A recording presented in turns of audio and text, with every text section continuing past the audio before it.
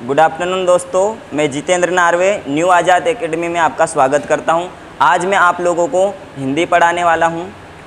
दोस्तों, आप सभी जानते हैं कि हिंदी हमारी राजकीय भाषा है और हिंदी हमको एग्ज़ाम की दृष्टि से कितनी इम्पोर्टेंट और महत्वपूर्ण है, यह आप सभी जानते हैं। तो आज मैं आपको हिंदी पढ़ाने वाला हूँ और हिंदी में आपको मैं बता दूँ कि चाहे आपकी पटवारी हो, एमपीएसआई हो, और एमपीएसआई में तो आप जानते ही हैं कि कितनी महत्वपूर्ण है और 70 नंबर की आती है लगभग, ठीक है। तो इसी दृष्टिकोण से आपको मैं आपके लिए हिंदी लेकर आया हूँ। और हिंदी में हम सबसे पहले जो पढ़ने वाले, मैं आपको थोड़ा सा समझा दूँ कि हम किस तरीके से पढ़ेंगे। हिंदी में सबसे पहले जो हम पढ़ेंगे वो व्याकरण पढ़ेंगे, देन उसके बाद पढ़ेंगे शब्दावली, देन उसके बाद अपठित गद्यांश। इन 3 भागों में हम हिंदी को पढ़ने वाले हैं।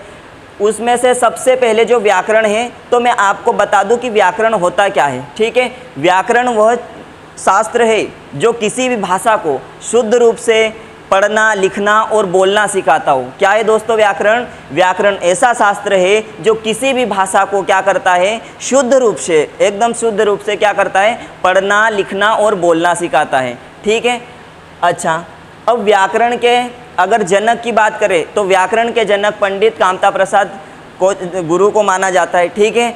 और व्याकरण के 3 अंग माने गए हैं। कितने अंग हैं? 3 अंग। पहला जो है वर्ण विचार, दूसरा जो है शब्द विचार और तीसरा जो है वाक्य विचार। उसमें से भी वर्ण विचार का मतलब वर्ण विचार में हम पढ़ने वाले हैं सबसे पहले वर्णमाला, ठीक है। अब वर्णमाला पढ़ने से पहले मैं आपको 2 चीज़ें समझाना चाहूँगा। ध्वनि और ध्वनि को ही अक्षर कहा जाता है और एक और चीज़ होती है वर्ण, ठीक है। वर्णमाला से पहले ये 2 चीज़ें जानना आपके लिए अति आवश्यक है, तो इसलिए मैं ये 2 चीज़ों के बारे में पहले डिस्कस कर लेते हैं, ठीक है। पहला, ध्वनि भाषा की सबसे छोटी मौखिक इकाई है। क्या कहा मैंने कि ध्वनि जो होती है, ध्वनि का मतलब क्या, जो हमारे मुख से आवाज़ निकल रही है वो क्या है, ध्वनि है, ठीक है। तो ध्वनि भाषा की मतलब किसी भी भाषा की सबसे छोटी जो इकाई है वो क्या है, ध्वनि है, ठीक है, मौखिक इकाई। लेकिन यही जो चीज़ें बोल रहा हूँ मैं, अगर उसको मैं लिख दूँ, क्या करूँ मैं, लिख दूँ।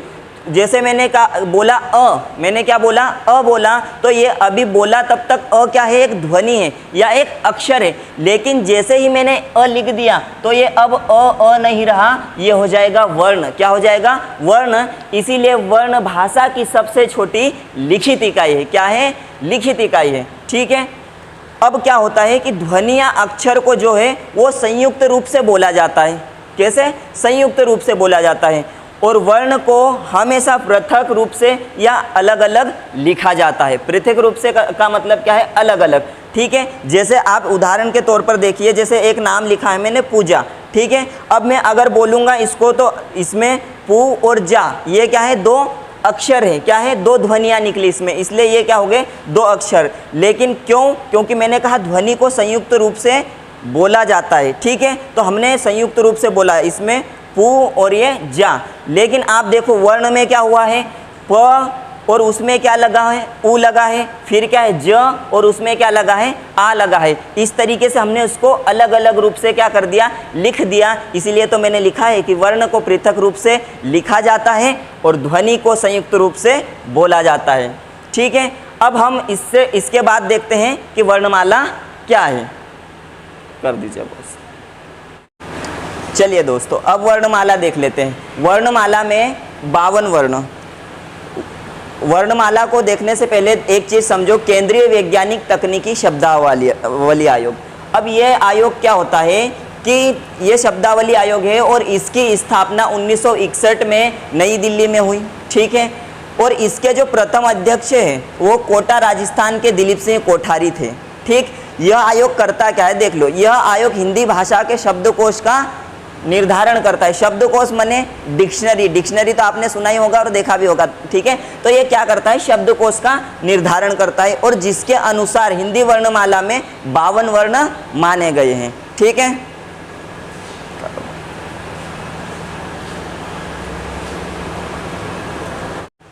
दोस्तों, जैसा कि आप देख रहे हैं कि वर्णमाला को मुख्य रूप से 2 भागों में बांटा गया है। एक है स्वर और एक है व्यंजन। लेकिन आपने कहीं कहीं पर 3 भाग भी पढ़े होंगे, तो वो 3 भाग कैसे होते हैं मैं बताता हूँ।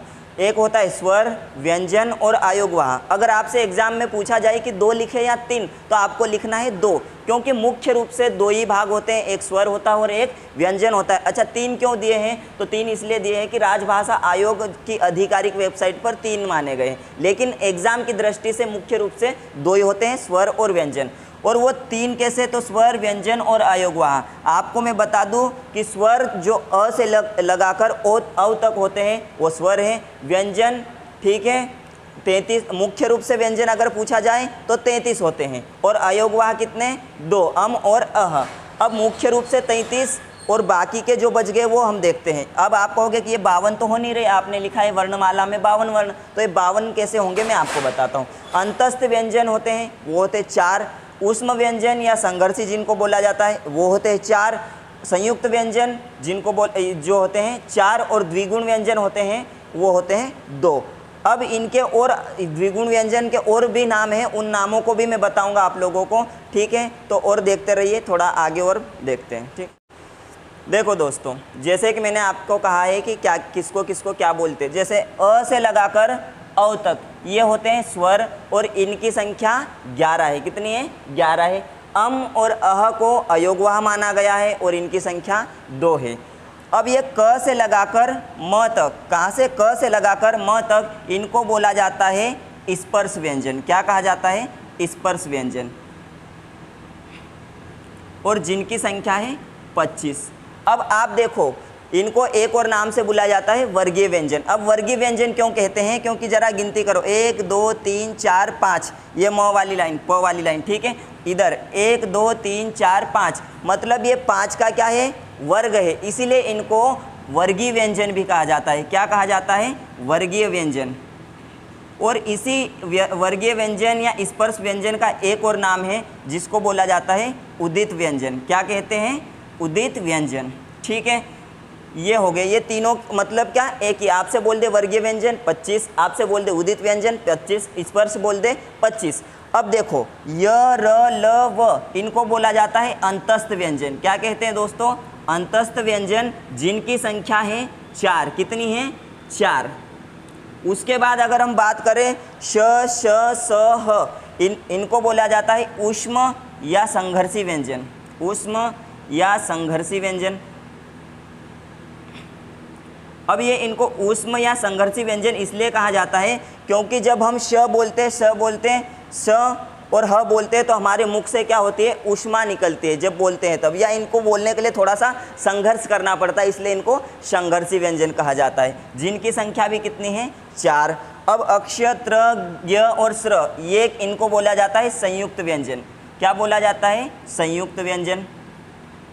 अब संयुक्त व्यंजन क्यों कहा जाता होगा? क्योंकि आपको दिख ही रहा है कि ये क्या है?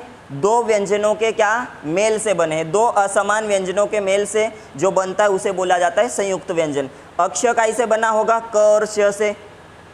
त्र कैसे मिलकर बना? त और र से मिलकर। य कैसे मिलकर बना? ज और इ से मिलकर। और ये श्र, श और र से मिलकर बना है। चलिए अब देख लेते हैं कि 52 वर्ण कैसे कैसे हो रहे हैं। स्वर 11 और ये अयोगवाह 2, कितने हो गए? 13। अब 25 और 13 कितने हो जाएंगे? 38। अब 4 4 8, 4 3 12, 38 और 12 कितने हो गए? 50। और अब बचे 2, तो ये ड और ये ड़, ये इनको बोला जाता है द्विगुण व्यंजन। जैसे कि मैंने पहले आपको बता दिया, इनको क्या बोलते हैं? द्विगुण व्यंजन। और इनकी संख्या कितनी? 2, तो हो गए 52, ठीक है। अब द्विगुण व्यंजन का अलग अलग और नाम है, इनको बोला जाता है उच्छिप्त व्यंजन, उश्रित व्यंजन, ताड़नजात व्यंजन, हिंदी की देन, विकसित व्यंजन। इस तरीके से इसके बहुत सारे नाम हो गए, ठीक है 2 ही, लेकिन इनके और भी नाम हैं, ठीक। चलिए दोस्तों, तो आज की क्लास अपन यहीं पर रोकते हैं, यहीं ख़त्म करते हैं। इसके बाद हम वर्णमाला का अगला आगे का भाग कल देखेंगे। तो दोस्तों, अगर ये वीडियो वाकई में आपको अच्छा लगा हो तो लाइक करें और हमारे चैनल को सब्सक्राइब करें एंड कमेंट करना ज़रूर ना भूलें, क्योंकि बताएं ज़रूर कि कैसा लगा आपको video. Okay, thank you for watching.